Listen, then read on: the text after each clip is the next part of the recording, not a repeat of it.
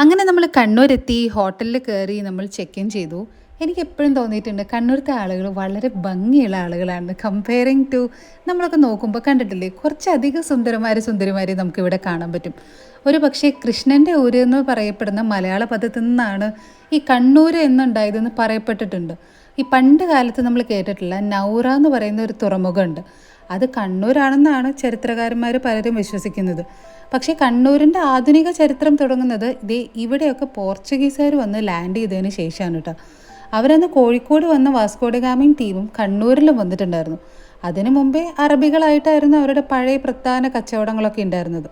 ആ ഒരു സമയത്ത് കോലാത്തിരി രാജാവും പോർച്ചുഗീസുകാരൊക്കെ നടന്നിരുന്ന സ്ഥലമാണ് ഇപ്പോൾ പാർക്കായി കുഞ്ഞുങ്ങൾക്ക് കൊടുത്തിട്ടുണ്ടായിരുന്നത്.